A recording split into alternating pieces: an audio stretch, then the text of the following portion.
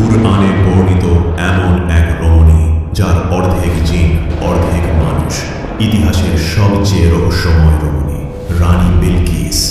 তিনি ছিলেন হযরত সুলাইমান এর স্ত্রী। বিলকিস এমন একটি রাজ্য শাসন করতেন যা দক্ষিণ আরব থেকে শুরু করে আফ্রিকা পর্যন্ত বিস্তৃত ছিল। তার সম্পর্কে কিছু অবিশ্বাস্য তথ্য আছে যা আপনার জানা উচিত। যেহেতু কিছু ইতিহাসবিদ দাবি করেছেন যে তিনি অর্ধেক মানুষ এবং অর্ধেক জিন ছিলেন, তাহলে প্রশ্ন, জিনদের রাজা নবী সুলাইমান কি মানুষ হয়ে সত্যিই কোনো জিনকে বিয়ে করতে পারেন? ইসলামী ইতিহাস এই সম্পর্কে কি বলে? এই ঘটনা শুরু হয়েছিল একটি ছোট্ট পাখির মাধ্যমে। কুরআনে যার নাম হুদহুদ বলা হয়েছে। হুদহুদ যে মানুষদের কথা বুঝতে পারত এবং নবী সুলাইমানের এক বিশ্বস্ত গোয়েন্দা ছিল এবং দূর দেশ থেকে গুরুত্বপূর্ণ রাজনৈতিক সংবাদ নিয়ে আসত। আপনি যদি প্রস্তুত থাকেন, চলুন পুরো ঘটনা বিস্তারিত জানি। নবী সুলাইমানের সেনাবাহিনী ছিল ইতিহাসের অন্যতম অদ্ভুত এক সেনাবাহিনী। এই বাহিনীতে ছিল মানুষ, জিন, পাখি এবং অন্যান্য প্রাণী। এমনকি বাতাসও নবী সুলাইমানকে যেখানে ইচ্ছা সেখানে নিয়ে যেত। মানব বাহিনীতে ছিল পদাতিক, সৈনিক ও অশ্বারোহীরা। জিন সৈনিকরা ছিল মানুষের চোখে অদৃশ্য। এই সেনাবাহিনীকে এত ভয়ঙ্কর করে তৈরি করা হয়েছিল যে শত্রুরা তাদের অনেক সদস্যকে দেখতেই পেত না। কিছু পাখি ও প্রাণীও সেনাবাহিনীতে যোগ দিয়েছিল। সিংহ ছিল প্রাণী বাহিনীর নেতা, তারপর ছিল বাঘ। পাখি বাহিনীতে ছিল অনেক বাজ পাখি ও শিকারী পাখি। হুদহুদ পাখিটি ছিল গোয়েন্দা বিভাগের দায়িত্বে। এই হুদহুদের দায়িত্ব ছিল অনেক দূরে উড়ে গিয়ে শত্রুপক্ষের ওপর নজরদারি করা। সে সবকিছু পর্যবেক্ষণ করত এবং শিখে নিত, তারপর ফিরে এসে প্রতিবেদন দিত। হুদহুদের ভূমিকা ছিল অত্যন্ত সংবেদনশীল এবং গুরুত্বপূর্ণ। যখন বাহিনী একত্রিত হয়েছিল, অনেক প্রাণী লক্ষ্য করেছিল হুদহুদ অনুপস্থিত। তারা নিজেদের মধ্যে ফিসফিস করতে লাগলো, কমান্ডার শিগগিরই এসে পড়বেন এবং বুঝতে পারবেন যে হুদহুদ অনুপস্থিত। অবশেষে সুলাইমান নবী যখন বাহিনীর কাছে আসলেন, তখন ফিসফাস আরও জোরালো হল। তিনি এসে দেখলেন হুদহুদ নেই। আসলে হুদহুদ তখন সাবা দেশে অবস্থান করছিল। সে বহু পথ পাড়ি দিয়ে গিয়েছিল এবং তার ভেতরে অনুভব করছিল যে সে কোনো গুরুত্বপূর্ণ সংবাদ উদ্ধার করবে। সে শহরের ওপর অবস্থিত একটি উঁচু গাছের ওপর নামল। সেখান থেকে সে রাস্তাঘাট, ঘরবাড়ি, প্রাসাদ এবং ফটক সব কিছু পর্যবেক্ষণ করল। সে কিছু অস্বাভাবিক পরিস্থিতি অনুভব করল। দেখা গেল মানুষরা যেন কোনো অনুষ্ঠানের জন্য জড়ো হচ্ছে। তাই সে শহরে বসবাসকারী আরেক হুদহুদকে জিজ্ঞেস করল, ও সুন্দর হুদহুদ, দয়া করে বলো, এই শহরে কি হচ্ছে? মানুষরা যাচ্ছে সাবার রানীর দর্শন। তারা সবাই সেখানে সূর্যের সামনে সিজদা করে। সুলাইমানের গোয়েন্দা পাখি তখন নিশ্চিত হয়ে গেল তার অনুভূতি ঠিক ছিল। সে প্রথমে রক্ষীদের দেখল, তারপর কমান্ডার ও সৈন্যদের। সব শেষে সাবার রানী নিজে সিংহাসন থেকে বেরিয়ে এলেন। তিনি তার সিংহাসন থেকে নেমে জনগণকে নেতৃত্ব দিলেন। তিনি তার দুই হাত উঠিয়ে সূর্যের সামনে সিজদা করলেন। সব মানুষ তার সঙ্গে সিজদা দিল। হুদহুদ সবকিছু লক্ষ্য করল আর ভাবছিল নবী সুলাইমান এই সংবাদ পেয়ে কি প্রতিক্রিয়া দেখাবেন। সে তৎক্ষণাৎ উড়াল দিয়ে ফিরে এল। অনেক দিন ক্লান্তিকর ভ্রমণের পর সে পৌঁছালো সেই স্থানে যেখানে সুলাইমানের পুরো বাহিনী একত্রিত হয়েছিল। সব পাখি তাকে ঘিরে ধরল। তারা সব ক্ষুব্ধ ছিল। একটি ছোট চড়ুই প্রথমে বলল, তুমি কোথায় ছিলে? নবী সুলাইমান তোমার ব্যাপারে জানতে চেয়েছেন। আমরা আশা করি তোমার কাছে যথাযথ ব্যাখ্যা আছে। হুদহুদের ভিতরে আরো ভয় ঢুকে গেল। সে সিদ্ধান্ত নিল এখনই নবী সুলাইমানের কাছে গিয়ে ক্ষমা চাইতে হবে। সে কাঁপতে কাঁপতে নবী সুলাইমানের তাঁবুর দিকে উড়ে গেল। তখন নবী সুলাইমান রাতের খাবার খাচ্ছিলেন। হুদহুদ জানালা দিয়ে ঢুকে চুপচাপ টেবিলের এক কোনায় বসল। সে চেষ্টা করছিল সুলাইমানের হাত থেকে দূরে থাকতে, মাথা নিচু করে ভয়। সে ধীরে ধীরে বিনয়ের সঙ্গে সালাম দিল। সে মাথা তুলল, কিন্তু চোখ তুলতে পারল কেবল সুলাইমানের হাত ও বুক পর্যন্ত। সে তার নেতার কাছ থেকে অনেক কিছু শিখেছিল এবং সে জানত যে নবী সুলাইমানের মন ছুঁতে হলে তাকে স্পষ্টভাবে সত্য কথা বলতে হবে। আমার বাচ্চা, আমি এমন একটি জাতির সংবাদ এনেছি যাদের সম্পর্কে আপনি জানেন না। এক দূর দেশে আমি এমন এক নারীকে দেখেছি যিনি সাবার জাতির ওপর শাসন করছেন। তিনি এক বিশাল সিংহাসনে বসেন এবং তার কাছে এমন সব জিনিস আছে যা কেউ চাইলে পেতে পারে না। কিন্তু আমি দেখেছি তিনি এবং তার জাতি আল্লাহর পরিবর্তে সূর্যকে সিজদা করছে। শয়তান তাদের কাজকে তাদের কাছে শোভনীয় করে তুলেছে। এই শব্দগুলো ছিল শক্তিশালী। হুদহুদ দেখালো তার অনুপস্থিতির পেছনে সত্যিকারের একটি কারণ ছিল। সে ছিল একটি গুরুত্বপূর্ণ মিশনে। নবী সুলাইমান জবাব দিতে শুরু করলেন, অবশ্যই আমাদের যাচাই করতে হবে তুমি যা বলছো তা সত্য কিনা। আমি একটি চিঠি লিখব, তুমি এটি তাদের কাছে পৌঁছে দিবে এবং দেখবে তারা কি প্রতিক্রিয়া দেখায়। হুদহুদ চিঠি নিয়ে দ্রুত উড়ে গেল সাবার দেশে। সে রাজপ্রাসাদের বাগানের একটি গাছে নামলো এবং রানীর কক্ষ খুঁজতে লাগলো। সে দেখল একটি বিশাল কক্ষ, যার বড় একটি বারান্দা ছিল। বুঝতে পারলো এটাই রানীর ঘর। চিঠিটি ঠোঁটে নিয়ে সে উড়ে গেল খোলা জানলার দিকে এবং ভেতরে প্রবেশ করল। সে সিদ্ধান্ত নিল ছাদের একটি স্থাপনার পেছনে লুকাবে। সে বাইরে তাকিয়ে দেখল রানী বিছানায় ঘুমাচ্ছেন। তার চুল বালিশের ওপর ছড়িয়েছিল। তার মুখ ছিল অত্যন্ত সুন্দর। তার সৌন্দর্য দেখার সময় হুদহুদের মনে এক ধরনের দুঃখ জন্ম নিল। এত সৌন্দর্য, ধন সম্পদ এবং ক্ষমতা থাকা সত্ত্বেও কেউ সূর্যের সামনে সিজদা কেন করবে? এই চিন্তা করলো হুদহুদ। তার মনে হলো শয়তান তাদেরকে ধোঁকা দিয়েছে। শয়তান তাদের এমন কিছুর উপাসনা করতে বাধ্য করেছে যা সত্যিকার মাবুদ নয়। কিন্তু সে কিভাবে এটা করল? তারপর হুদহুদ ভাবল, যদি সুলাইমানের সেনাবাহিনী সাবার জনগণের সঙ্গে যুদ্ধ করে তাহলে ফলাফল তো স্পষ্ট। হ্যাঁ, রানী শক্তিশালী, কিন্তু তিনি নবীর বাহিনীকে পরাজিত করতে পারবেন না। সুলাইমানের সৈন্যরা খুব সহজেই তাদের দখল নিতে পারবে। হুদহুদ ভাবতে লাগলো, আমি কি এখনই চিঠিটা ফেলে দেব নাকি তার জেগে ওঠার অপেক্ষা করব? সে জানত না চিঠিতে কি লেখা আছে। এই সব ভাবার মধ্যেই হঠাৎ করে চিঠিটা তার ঠোঁট থেকে পিছলে পড়ে রানীর বিছানায় পড়ে গেল। রানী চোখ মেলে দেখলেন তার সামনে একটি চিঠি। তিনি দ্রুত চারদিকে তাকালেন, কিন্তু কাউকে দেখতে পেলেন না। এক ধরনের ভয় অনুভব করে তিনি চুপচাপ চিঠিটা খুললেন এবং পড়তে শুরু করলেন। এই বার্তাটি সুলাইমানের পক্ষ থেকে, আল্লাহর নামে, যিনি পরম করুণাময় ও অতিশয় দয়ালু। আমি তোমাকে এক আল্লাহর প্রতি ঈমান আনতে আমন্ত্রণ জানাচ্ছি। আমার প্রতি অহংকার করো না, আমার কাছে এসো এবং নিজেকে সমর্পণ করো। রানী রেগে গেলেন এবং আবার চারদিকে তাকালেন, খুঁজলেন কে চিঠি এনে দিয়েছে। কিন্তু কাউকে না দেখে তার রাগ আরও বেড়ে গেল। তিনি তার প্রহরীদের ডাকলেন এবং বললেন, কে সাহস করেছে আমার কক্ষে প্রবেশ করার? এটা কে করেছে? প্রহরীরা বিস্মিত হয়ে গেল। তারা বলল, কেউ রানীর ঘরে ঢোকেনি। তারা জানালো তারা সারাক্ষণ তলোয়ার হাতে ছিল এবং চোখ খোলা রেখেছিল। তারা শপথ করে বলল, রানীর ঘরের আশেপাশেও কেউ আসেনি। এদিকে হুদহুদ পাখিটি ছাদের ওপরের এক ফাঁকা জায়গায় লুকিয়েছিল এবং সে সবকিছু শুনছিল। রানী বিলকিস চিৎকার করে উঠলেন, তাহলে এই চিঠি এলো কোথা থেকে? তিনি চিঠিটা হাতে তুলে ধরলেন। প্রহরীরা বিভিন্ন রকম অনুমান করতে লাগলো কিভাবে এই চিঠি এসেছে, কিন্তু কেউই কিছু দেখেনি। তারা হতবাক হয়ে গিয়েছিল, বুঝতে পারছিল না কি বলবে। রানী বিলকিস দ্রুত তার উপদেষ্টাদের নিয়ে জরুরি বৈঠক ডাকলেন। উপদেষ্টারা জড়ো হলেন। রানী বিলকিস বৈঠকের নেতৃত্ব দিলেন। তিনি বললেন, হে আমার উপদেষ্টা বৃন্দ, আমি একটি অত্যন্ত গুরুত্বপূর্ণ চিঠি পেয়েছি। এটি সুলাইমানের পক্ষ থেকে। তিনি তার চিঠি শুরু করেছেন আল্লাহ আর রহমান ও আর রাহিমের নামে। তিনি আমাকে অহংকার ছাড়া তার কাছে আসতে বলেছেন। তোমরা বলো, আমাদের কি করা উচিত? একজন উপদেষ্টা বললেন, এর অর্থ সুলাইমান চাচ্ছেন আমরা তার কাছে আত্মসমর্পণ করি। এটা তো যুদ্ধের ডাকের মতো শোনাচ্ছে। আসুন আমরা যুদ্ধ করি। আরেকজন বললেন, আমরাও তো শক্তিশালী, চলো আমরা তাকে যুদ্ধ করে আমাদের শক্তি দেখিয়ে দিই। প্রায় সবাই এই মতের পক্ষে একমত হলেন। কিন্তু একজন জ্ঞানী উপদেষ্টা হঠাৎ প্রশ্ন করলেন, যিনি এই চিঠি নিয়ে এসেছেন সেই বার্তাবাহক কোথায়? তিনি ছাড়া সুলাইমানের আসল উদ্দেশ্য বোঝা যাবে না। রানী বিলকিস উত্তর দিলেন, তিনি জানেন না। তিনি বললেন, ঘুম থেকে উঠে দেখেছেন চিঠি বিছানায় পড়ে আছে। একজন উপদেষ্টা আরও বললেন, এই ব্যাপারটা একটু ভয়ানক। আমি বলছি আমাদের অপেক্ষা করা উচিত। যদি সুলাইমান এমন অদ্ভুত এবং শক্তিশালী উপায়ে কোনো বার্তা পাঠাতে পারেন বার্তা বাহক ছাড়াই, তাহলে কে জানে তার যুদ্ধ ক্ষমতা কতটা ভয়ঙ্কর। তাহলে আমাদের কি অপেক্ষা করে দেখা উচিত?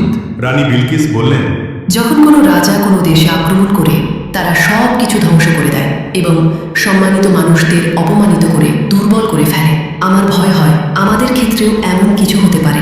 তাই আমি প্রস্তাব দিচ্ছি, আমরা কিছু উপহার পাঠাই আর দূতের মাধ্যমে তার প্রতিক্রিয়া দেখি। কেউ আপত্তি করল না, তাই রানীর পরামর্শ গ্রহণ করা হলো। হুদহুদ পাখিটি পুরো আলাপ শুনছিল। বৈঠক শেষ হতেই সে উড়ে গেল। সাবার দেশে ঘোষণা করা হলো যে সোনা এবং রত্ন দিয়ে তৈরি একটি উপহার প্রস্তুত করা হবে, যে কোনো মূল্যে। তারা রানীকে বলল, এটি অবশ্যই একটি রাজকীয় উপহার হতে হবে। সুলাইমান ছিলেন একজন শক্তিশালী ও ভয়ানক মানুষ এবং কেবল একটি বহুমূল্য উপহারই হয়তো তাকে খুশি করতে পারবে। রাজ্যের ভবিষ্যৎ নির্ভর করছিল তার অনুগ্রহের উপর। রাজ্যের শিল্পীরা দিনরাত এক করে কাজ শুরু করলো এই বিশেষ উপহার তৈরিতে। তারা বিভিন্ন মূল্যবান উপকরণ ব্যবহার করল। অবশেষে উপহার তৈরি হলো। এটি ছিল একটি সোনার তৈরি থালা। এর দুই পাশে ছিল সোনা ও রত্ন দিয়ে তৈরি দুটি নেকড়ে। রানী বিলকিস যখন এই চমৎকার এবং দামি উপহারটি দেখলেন, তিনি খুশি হলেন। তিনি তার দূতদের প্রস্তুত হতে এবং সুলাইমানের কাছে এটি পৌঁছে দিতে বললেন।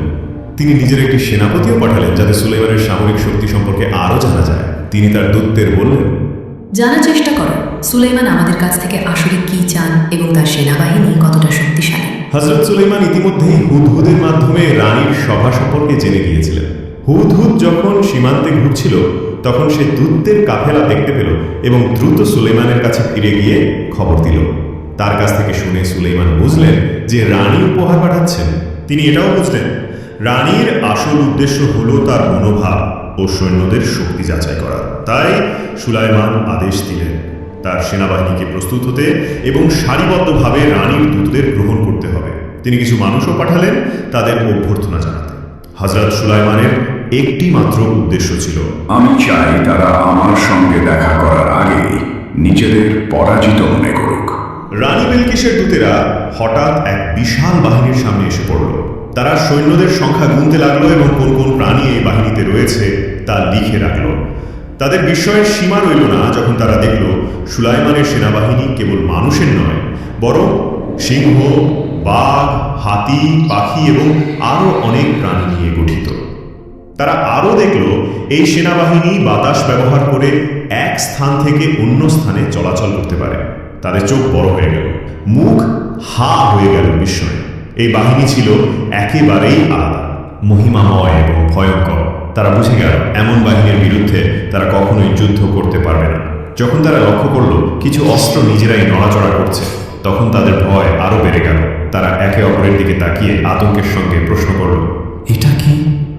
তাদের নিয়ে যে কর্মকর্তা ঘুরে দেখাচ্ছিল সে শান্তভাবে উত্তর দিলেন, এটা তো মাত্র কয়েকজন জিন সৈন্য যারা প্রভাতকালীন অনুশীলন করছে।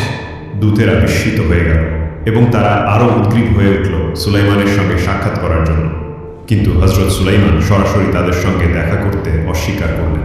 তার পরিবর্তে তিনি তার এক অধিনায়ককে পাঠালেন তাদের সঙ্গে কথা বলতে। ওই কর্মকর্তা দূতদেরকে প্রাসাদে দুপুরের আহারের আমন্ত্রণ জানালেন। দূতেরা চারদিকে তাকিয়ে বুঝতে পারলেন তাদের আনা উপহারগুলো কত তুচ্ছ এবং মূল্যহীন মনে হচ্ছে সুলাইমানের রাজত্বের গৌরব ও ক্ষমতার তুলনায়। তবুও তারা সংকোচ ও লজ্জার সঙ্গে উপহারগুলো হস্তান্তর করল। কর্মকর্তা উপহারগুলো সুলাইমানের কক্ষে নিয়ে গেলেন, কিন্তু কিছুক্ষণের মধ্যেই তিনি আবার ফিরে এলেন সেই উপহারগুলোর সঙ্গে নিয়ে। তিনি সেগুলো টেবিলে রেখে বললেন, নবী সুলাইমান এই উপহারগুলো গ্রহণ করতে অস্বীকার করেছেন। এরপর তিনি সুলাইমানের বার্তা তুলে ধরলেন। তোমরা কি মনে করো তোমাদের সম্পদ দিয়ে আমাদের প্রভাবিত করতে পারবে? আল্লাহ আমাদের যেটুকু দিয়েছেন তা তোমাদের থেকে অনেক উত্তম। তোমাদের উপহার ফিরিয়ে নাও। আমরা যদি এমন এক বাহিনী নিয়ে তোমাদের কাছে যাই যেটা কল্পনাও তোমরা করতে পারো না, তাহলে নবী সুলাইমান তোমাদেরকে শহর থেকে অপমানের সঙ্গে বিতাড়িত করবেন। দূতেরা আতঙ্কিত হয়ে পড়ল। তাদের একজন কর্মকর্তা জিজ্ঞেস করল, সুলাইমান আমাদের থেকে আসলে কি চান? অনুগ্রহ করে পরিষ্কারভাবে বলুন যেন আমরা রানীকে জানাতে পারি। সে শান্তভাবে উত্তর দিলেন, নবী সুলাইমান কেবল একটি জিনিস চান, তোমাদের রানী এবং জনগণ যেন তার কাছে আত্মসমর্পণ করে। তারা বুঝতে পারল এই বার্তাটি একদিকে শান্তির আহ্বান, অন্যদিকে কঠোর হুঁশিয়ারি। তাই দূতেরা ফিরে গেল রানী বিলকিসের কাছে সুলাইমানের কথা পৌঁছে দিতে। দূতেরা যখন পৌঁছালো তখন রানী ঘুমাচ্ছিলেন, তবে তিনি তার দাস দাসীদের বলেছিলেন দূতেরা এলে যেন তাকে সঙ্গে সঙ্গে জাগিয়ে দেওয়া হয়। তাই তারা বিরক্ত না করতে চাইলেও তাকে জাগাল। রানী বিলকিস চোখ খুলতেই দূতদের সঙ্গে সাক্ষাৎ করলেন। তিনি জিজ্ঞেস করলেন, বলো উপহার দেওয়ার পর সুলাইমান কি বললেন? দূতেরা ব্যাখ্যা করল যে তারা সুলাইমানের সঙ্গে দেখা করতে পারেনি। তাদের একজন কমান্ডার উপহার গ্রহণ করে তা নবীর কাছে নিয়ে গিয়েছিলেন, কিন্তু দুঃখজনকভাবে সুলাইমান উপহার গ্রহণ করেননি। তিনি আমাদের কাছে উপহার ফিরিয়ে দিয়েছেন। তারা সুলাইমানের বার্তাও জানিয়ে দিল। এটা শুনে রানী মাথা নিচু করে চিন্তায় পড়ে গেলেন। সুলাইমান তার উপহার গ্রহণ করেননি, দূতদেরও স্বাগত জানাননি। তিনি তাদের কাছ থেকে আরও বিস্তারিত জানতে চাইলেন, তারা যা কিছু দেখেছে সব কিছু। তিনি বুঝলেন সুলাইমান কেবল একটি জিনিসই গ্রহণ করবেন, আত্মসমর্পণ। দূতেরা সুলাইমানের বাহিনীর শক্তির বর্ণনাও দিল। রানী যখন শুনলেন যে তার বাহিনীতে জিন ও পশুরাও রয়েছে, তখন তিনি উপলব্ধি করলেন পরিস্থিতি কতটা গুরুতর। যদি তিনি যুদ্ধের পথ বেছে নেন, তাহলে তিনি হয়তো সবকিছু হারাতে পারেন। এখন কেবল একটি পথ বাকি, অন্য কোনো উপায় সুলাইমানকে বোঝানোর চেষ্টা করা। তিনি উপহারের দিকে তাকিয়ে গভীরভাবে চিন্তা করতে লাগলেন। তারপর তিনি সিদ্ধান্ত নিলেন রাজ্যের রাজসভার সদস্য ও যুদ্ধ বিষয়ক উপদেষ্টাদের একত্র করবেন। এই বৈঠকটি হবে অত্যন্ত গুরুত্বপূর্ণ। এদিকে নবী সুলাইমান নিজ শহরে এক বৈঠক আহ্বান করলেন। তার পরিষদে ছিলেন মন্ত্রী, কমান্ডার, যুদ্ধ বিশেষজ্ঞ ও জ্ঞানী আলেমরা। 2টি সিংহ পাহারার দায়িত্বে ছিল, যারা বৈঠককে সুরক্ষা দিচ্ছিল। হুদহুদ পাখিটিও সেখানে ছিল, প্রতিবেদন দিতে প্রস্তুত। নবী সুলাইমান সভা শুরু করলেন। আমি প্রশংসা করি যিনি আমাদের এই সমস্ত সম্পদ ও ক্ষমতা দিয়েছেন। যদিও তার অন্তরে ছিল প্রচণ্ড রাগ, তিনি তা বাহ্যিকভাবে প্রকাশ করেননি। তিনি বললেন, কিভাবে সম্ভব যখন আমরা জীবিত আছি এবং তাওহীদের পতাকা বহন করছি, তখনও পৃথিবীতে এমন মানুষ রয়েছে যারা সূর্যকে উপাসনা করে। এটা আমাদের জন্য ব্যর্থতা এবং লজ্জার বিষয়। সুলাইমান নিজের গৌরবের জন্য শাসন করছিলেন না, বরং আল্লাহর রাজত্বের প্রতিনিধি হিসেবে শাসন করছিলেন। এই কারণে তিনি একই সাথে রাগ ও দায়িত্ববোধ অনুভব করছিলেন। তখন সেনাপতি দাঁড়িয়ে গেলেন, হাতে তরবারি নিয়ে বললেন, শুধু আদেশ দিন, আমি সাবার রানীর সিংহাসন এবং আল্লাহকে অস্বীকারী এই জাতিকে ধ্বংস করে দেব। কিন্তু সুলাইমান বললেন, আমি হিংস্রতা পছন্দ করি না, আমাদের অন্য কোনো পথ খুঁজতে হবে। আমি আশা করি রানী নিজেই এখানে এসে আমার সঙ্গে দেখা করবেন, কিন্তু তার আসার আগে তোমাদের মধ্যে কে তার সিংহাসন এখানে এনে দিতে পারবে? তখন এক জিন বলল, আমি তার সিংহাসন আপনার সামনে নিয়ে আসতে পারি, এমনকি আপনি উঠার আগে আপনি জানেন আমি কতটা শক্তিশালী। কিন্তু এরপর একজন আলেম, যিনি আল্লাহর পক্ষ থেকে বিশেষ জ্ঞান অর্থাৎ ইলমে লাদুনি প্রাপ্ত ছিলেন, তিনি বললেন, আমি তার সিংহাসন তোমার সামনে নিয়ে আসতে পারবো, এমনকি তুমি চোখের পলক ফেলার আগেই। সুলাইমান যখন এই প্রস্তাব গ্রহণ করলেন, তখন হঠাৎ করেই বিলকিসের সিংহাসন তার সামনে উপস্থিত হয়ে গেল। এমনটা কোনো মানুষ এর আগে কখনো করেনি। সবাই হতবাক হয়ে গেল। সিংহাসনটি ছিল বিশাল এবং রাজকীয়। সবাই সেই দিকে তাকিয়ে চুপচাপ চিন্তায় ডুবে গেল। হুদহুদ পাখিটিও সেখানে ছিল, চেষ্টা করছিল এই অলৌকিক ঘটনার অর্থ বোঝার। এদিকে সাবা নগরীতে রাজসভার ও যুদ্ধ পরিষদের সভা বসেছিল। রানী বিলকিস সেই সভার নেতৃত্ব দিচ্ছিলেন। রানী ক্লান্ত স্বরে বললেন, আজ আমরা এক ভয়াবহ পরিস্থিতির মুখোমুখি হয়েছি। সুলাইমান চায় আমরা তার কাছে আত্মসমর্পণ করি। সে আমাদের শক্তি ধ্বংস করে দিতে হুমকি দিচ্ছে। আমি তোমাদের কাছে সাহায্য চাইছি, চলো একটা সমাধান খুঁজে বের করি। উপদেষ্টারা একমত হলেন। সম্ভবত কেবল রানী নিজে সুলাইমানের কাছে গিয়ে আরো বড় উপহার দিলে শান্তি আসতে পারে। কিন্তু তারা এটাও বললেন, যদি এই উপহারও প্রত্যাখ্যান করা হয়, তাহলে যুদ্ধই একমাত্র বিকল্প। আর এই যুদ্ধ হয়তো ইতিহাস থেকে আমাদের অস্তিত্বকেই মুছে ফেলবে। সবাই রানী বিলকিসকে তাদের শেষ আশা হিসেবে দেখছিল। তাই রানী ঝুঁকি নেওয়ার সিদ্ধান্ত নিলেন। তিনি নিজেই সুলাইমানের প্রাসাদে যাবেন। প্রস্তুতি শুরু হল। নতুন আরও সুন্দর এবং দামি উপহার তৈরি করার পরিকল্পনা করা হল। হযরত সুলাইমান জানতেন রানীর ক্ষমতা ও উন্নতির ধারণা ভুল। তিনি তার দেশের শিল্প ও প্রযুক্তি নিয়ে গর্ব করতেন। কিন্তু নবী সুলাইমান তাকে একটি গুরুত্বপূর্ণ সত্য শেখাতে চেয়েছিলেন। আসল শ্রেষ্ঠত্ব এবং প্রকৃত উন্নতি কেবল তখনই আসে যখন কেউ তাওহীদের পতাকার নিচে থাকে, আল্লাহর একত্বে বিশ্বাস করে। আল্লাহর প্রতি ঈমান ছাড়া কোনো ব্যবস্থাতেই টিকে থাকতে পারে না। যদি তুমি দুনিয়া হারিয়ে ফেলো কিন্তু আল্লাহকে পেয়ে যাও, তাহলে তুমি বিজয়ী। কিন্তু যদি তুমি পুরো দুনিয়া অর্জন করো আর আল্লাহকে হারাও, তাহলে তার লাভ কি? হযরত সুলাইমান, যিনি এক জ্ঞানী নবী ছিলেন, কেবল বিলকিসের সিংহাসন আনার নির্দেশ দেন, বরং তিনি আরও একটি নির্দেশ দেন, সিংহাসনের ডিজাইন বদলে দিতে হবে। যখন সুলাইমান সিংহাসনের উপর সূর্যের প্রতীক দেখলেন, তিনি বললেন, কত বড় বোকামি! কেউ কি সূর্যের উপাসনা করে?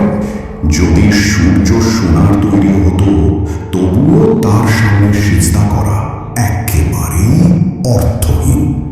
তিনি নির্দেশ দিলেন সিংহাসনের কিছু অংশ পরিবর্তন করতে। তার নির্দেশ অনুযায়ী সিংহাসনের পুনরায় নকশা করা শুরু হলো। এদিকে রানী বিলকিস যখন তার যাত্রার প্রস্তুতি শেষ করছিলেন, তখন তিনি একটি কাফেলা প্রস্তুত করতে বললেন, যেন তা তার সঙ্গে যাত্রা করে। এই সময় সুলাইমান ডেকে পাঠালেন তার রাজ্যের সেরা স্থপতিকে এবং বললেন, তুমি কি জানো আমি কেন তোমাকে ডেকেছি? আমি এমন একটি প্রাসাদ নির্মাণ করতে চাই যা পানির উপর তৈরি দেখতে মনে হবে যেন তা পানিতে ভেসে আছে। এর প্রবেশ পথ হবে স্বচ্ছ, যেন কেউ নিচে তাকালে ভাববে এটি কেবল পানি। স্থপতি বলল, যদি আপনি তাই চান তাহলে আমি মেঝেতে খাঁটি কাঁচ ব্যবহার করব, যাতে নিচের পানি পরিষ্কারভাবে দেখা যায়। সুলাইমান বললেন, হ্যাঁ, সেটি একদম উপযুক্ত হবে। তুমি কি বলতে পারো এই নির্মাণ শেষ হতে কত সময় লাগবে? স্থপতি উত্তর দিল, যদি আপনি জিনদের সাহায্যের অনুমতি দেন তাহলে 2 সপ্তাহেই শেষ হয়ে যাবে, আর যদি শুধুমাত্র মানুষ তৈরি করে তাহলে অনেক সময় লেগে যাবে। আমি জিনদের সাহায্যের নির্দেশ দেব, কিন্তু আমি চাই মেঝে হোক একদম স্বচ্ছ কাঁচ দিয়ে, যাতে নিচের পানি পুরোপুরি দেখা যায়। স্থপতি আবার জিজ্ঞেস করল, হে আমার সর্দার, আপনি কি ছাদ বা দেয়ালের জন্য বিশেষ কিছু চান? সুলাইমান উত্তর দিলেন, তুমি কি মনে করো? স্থপতি বলল, আমি মনে করি ছাদ কাচের হওয়া উচিত, তাহলে সূর্যের আলো পানিতে প্রতিফলিত হয়ে এক অপূর্ব দৃশ্য সৃষ্টি করবে। আমি এটাও প্রস্তাব করি দেয়ালগুলো আয়না দিয়ে তৈরি করা হোক। নবী সুলাইমান এই ভাবনাগুলো শুনে খুশি হলেন এবং স্থপতিকে কাজ শুরু করতে নির্দেশ দিলেন। স্থপতি কাজ শুরু করলেন। কিছুদিনের মধ্যেই পানির উপরে এক চমৎকার প্রাসাদ গড়ে উঠতে লাগল। আর ঠিক তখনই রানী বিলকিস পৌঁছাচ্ছিলেন সুলাইমানের ভূখণ্ডের কাছাকাছি। হুদহুদ পাখিটি এক অফিসারকে সঙ্গে নিয়ে সীমান্তে রানীর জন্য অপেক্ষা করছিল। যাত্রাপথে রানী বিভিন্ন অদ্ভুত জিনিস লক্ষ্য করছিলেন। দূতেরা যেসব গল্প বলেছিল সব সত্য ছিল। এই দেশ ছিল বিস্ময়ে ভরপুর। যতই তিনি প্রাসাদের কাছে যাচ্ছিলেন ততই বিস্মিত হচ্ছিলেন। তিনি সুলাইমানের সেনাবাহিনীর একটি অংশ দেখলেন। এটি ছিল সবচেয়ে শক্তিশালী ভয়ঙ্কর বাহিনী যা তিনি আগে কোনোদিন দেখেননি। তার ভয় আরও গভীর হতে লাগল। তার হৃদস্পন্দন বেড়ে গেল, শ্বাস নিতে কষ্ট হচ্ছিল। এই বাহিনী মানুষের মনে হচ্ছিল না। এটি অবশ্যই কোনো ঐশী শক্তির সাহায্যে গঠিত। এত কিছু দেখার পর তিনি নিজ রাজ্যের গৌরব ও উন্নতি নিয়ে সন্দেহ করতে শুরু করলেন। শহরে পৌঁছাতেই তার আত্মবিশ্বাস ভেঙে পড়তে লাগল। অহংকার ও গর্ব গলে যেতে শুরু করল। তার ভয় ধীরে ধীরে শ্রদ্ধা ও বিস্ময়ে রূপ নিল। আর খুব শিগগিরই তিনি প্রবেশ করতে যাচ্ছিলেন সেই প্রাসাদে যা সুলাইমান বিশেষভাবে তৈরি করেছিলেন। তিনি যে দৃশ্যের মুখোমুখি হলেন তা ছিল একেবারে ব্যতিক্রম। সুলাইমানের রাজত্ব কেবল সম্পদ ও গৌরব দিয়ে গড়া ছিল না, তা ছিল সৌন্দর্য ও শিল্প কৌশলে পূর্ণ। সোনার স্তম্ভ, রত্নখচিত দরজা এবং প্রতিটি কোণে হাতের তৈরি অলঙ্করণ তার চোখ ধাঁধিয়ে দিল। কিন্তু সবচেয়ে বিস্ময়কর ছিল সুলাইমানের প্রাসাদের প্রবেশ পথের মেঝে। এটি ছিল কাঁচের তৈরি। নিচে প্রবাহিত হচ্ছিল ঝকঝকে স্বচ্ছ পানি। এটি এত উজ্জ্বলভাবে চকচক করছিল যে মনে হচ্ছিল একটি গভীর জলাধার। রানী বিলকিস ধীরে ধীরে প্রাসাদের দিকে হেঁটে যাচ্ছিলেন। তখন তিনি ভেবেছিলেন মেঝেটিতে আসলেই পানি। তাই তিনি তার পোশাক উঠিয়ে ধরলেন যেন ভিজে না যায়। আর সেই মুহূর্তে তার পা দৃশ্যমান হয়ে গেল। এখন আমরা পৌঁছালাম গল্পের সবচেয়ে রহস্যময় অংশে। কিছু পুরনো সূত্র অনুযায়ী সুলাইমান এই কাঁচের মেঝে নির্মাণ করেছিলেন এক গোপন উদ্দেশ্যে। এটি কেবল সৌন্দর্যের জন্য নয়, এটি ছিল একটি পরীক্ষা। কেন? কারণ নবী সুলাইমান, যিনি জিনদের নিয়ন্ত্রণ করতেন, তিনি কিছু গোপন তথ্য পেয়েছিলেন। গুঞ্জন রটেছিল বিলকিস কোনো সাধারণ মানুষ নন। কিছু লোক বিশ্বাস করত তিনি অর্ধেক মানুষ এবং অর্ধেক জিন। নবী সুলাইমান জিনদের প্রকৃতি সম্পর্কে খুব ভালোভাবে জানতেন। তিনি এটাও জানতেন বেশিরভাগ জিনের পায়ে লোম হয়। তাই তিনি কাঁচের মেঝেটিকে এমনভাবে তৈরি করান যেন দেখতে মনে হয় পানি, যাতে বিলকিস তার পোশাক তুলেন। আর সেই মুহূর্তেই তিনি দেখতে পারবেন তার পা এবং নিজের সন্দেহ যাচাই করতে পারবেন। বিলকিস হয়তো সাধারণ মানুষ ছিলেন না, কিন্তু কিছু মানুষ কেন বিশ্বাস করত তিনি অর্ধেক জিন। এই ধারণা বিভিন্ন ধর্মীয় ও সাংস্কৃতিক উৎসে বিভিন্নভাবে পাওয়া যায়। কিছু গল্পে বলা হয় বিলকিসের জন্ম হয়েছিল একজন মানুষ ও এক জিনের মিলনের মাধ্যমে। একটি কাহিনীতে বলা হয় তার মা ছিলেন একজন মানবী রানী এবং তার পিতা ছিলেন একজন ইফরিত অর্থাৎ এক শক্তিশালী জিন। এই কারণেই বিলকিসের মধ্যে মানবীয় সৌন্দর্য এবং কিছু জিন সদৃশ শারীরিক বৈশিষ্ট্য ছিল। কুরআনে সরাসরি বলা হয়নি তিনি মানুষ ছিলেন নাকি জিন। ইথিওপীয় টেক্সটগুলোতে তাকে জিনদের বংশোদ্ভূত বলে বর্ণনা করা হয়নি, বরং সেখানে তাকে এক জ্ঞানী এবং আধ্যাত্মিক মানবী রানী হিসেবে তুলে ধরা হয়েছে। সেসব কাহিনীগুলো তার জ্ঞান ও পবিত্রতার ওপর বেশি গুরুত্ব দিয়েছে তার বাহ্যিক বৈশিষ্ট্যের চেয়ে। তাহলে ইসলামী উৎসগুলো কি বলে? অধিকাংশ ইসলামী আলেম একমত বিলকিস ছিলেন একজন মানুষ। অর্ধেক জিন বিষয়ক গুজব ছড়িয়েছিল আসলে জিনরাই। কেন? কারণ তারা চায়নি সুলেইমান বিলকিসে আগ্রহী হন অথবা তাকে বিয়ে করেন। জিনরা ভয় পেত যদি সুলেইমানের কোনো পুত্র হয় সে হয়তো তার পিতার মতো রাজত্ব করবে এবং সুলেইমানের গোপন জ্ঞানের মাধ্যমে আবার জিনদের কাজ করাবে। তারা সুলেইমানের অধীনে কাজ করত বাধ্য হয়ে, আর আশা করছিল সুলেইমান মারা গেলে তারা মুক্তি পাবে। কিন্তু যদি তার পুত্র রাজত্ব করে তাহলে তারা আবার বন্দী হয়ে পড়বে। আর অধিকাংশ জিনই মিথ্যাবাদী হিসেবে পরিচিত, শুধু সুলেইমানের যুগে নয়, সব যুগে। নবী সুলেইমান এটা ভালোভাবে জানতেন, তাই তিনি এই পরিস্থিতির আয়োজন করেন নিশ্চিত হওয়ার জন্য। আর যখন তিনি বিলকিসের পা দেখলেন এবং বুঝলেন তা সাধারণ মানুষের মতো, তখন তার সন্দেহ দূর হয়ে গেল। বিলকিস যখন কাঁচের মেঝের উপর দিয়ে পেরিয়ে গেলেন, সুলেইমান নিশ্চিত হলেন তিনি একজন মানুষ। তারপর সুলেইমান রানী বিলকিসকে তার সিংহাসন দেখালেন। রানী বিলকিস বিস্ময়ে হতবাক হয়ে গেলেন। নবী সুলেইমান তাকে জিজ্ঞেস করলেন, এটা কি তোমার সিংহাসন? বিলকিস ভালো করে তাকালেন। তিনি ঠিক কি বলবেন বুঝে উঠতে পারলেন না। সিংহাসনটা দেখতে হুবহু তার নিজের মতো, কিন্তু কিছু একটা বদলে গেছে। অবশেষে তিনি বললেন, এটি দেখতে আমার সিংহাসনের মতোই। সিংহাসনের নিচে সুলেইমান একটি বার্তা রেখে দিয়েছিলেন, আমরা আল্লাহর কাছে আত্মসমর্পণকারী। বিলকিস আরও গভীরভাবে তাকিয়ে বুঝতে পারলেন এটি সত্যিই তার নিজের সিংহাসন। কোনোভাবে এটি তার প্রাসাদ থেকে তার আসার আগেই এখানে নিয়ে আসা হয়েছে এবং কিছু পরিবর্তন করা হয়েছে। এটি ছিল নবী সুলাইমানকে আল্লাহ যে অসাধারণ ক্ষমতা দিয়েছিলেন তার আরও একটি প্রমাণ। রানী বিলকিস গভীর চিন্তায় ডুবে গেলেন। তিনি যত ভাবছিলেন ততই বুঝতে পারছিলেন তার জাতির বিশ্বাস কতটা দুর্বল ও মূর্খতা ছিল নবী সুলাইমানের যুক্তিবাদী ও জ্ঞানভিত্তিক চিন্তার তুলনায়। সেদিন তাকে দুপুরের আহারের আমন্ত্রণ জানানো হলো। নবী সুলাইমান তার পাশে বসলেন এবং আলাপ শুরু করলেন। তিনি বললেন, আল্লাহ যিনি সারা জাহানের পালনকর্তা, সর্বশ্রেষ্ঠ পরম দয়ালু, তাঁর কথাই আমি বলছি। তিনি সূর্য সৃষ্টি করেছেন মানুষের সেবায়। যেমন করে বাগানের প্রজাপতি ও শাপলা ফুল আল্লাহর ইচ্ছায় পরিচালিত হয়, তেমনি সূর্য আল্লাহর সৃষ্টির অংশ, তার সেবায় নিয়োজিত। মানুষের মতো এক মহান সৃষ্টির জন্য অন্য কোনো সৃষ্টিকে সিজদা করা, তা হচ্ছে মানুষের বুদ্ধিকে অপমান করা, হোক তা সূর্য। রানী বিলকিস তখন বুঝতে পারলেন তারা যাকে এতদিন উপাসনা করতেন সেই সূর্য আসলে শয়তানের তৈরি করা এক সুন্দর ফাঁদ ছিল। প্রথমবারের মতো সূর্যের উজ্জ্বলতা তার অন্তরে ম্লান হয়ে এল, আর এক নতুন আলো যা কখনো অস্ত যায় না তার অন্তরে জ্বলে উঠল। ঠিক তখনই তার উপদেষ্টারা এসে বলল, সূর্য অস্ত যেতে চলেছে, এখন আমাদের প্রতিদিনের সূর্য পূজার সময়।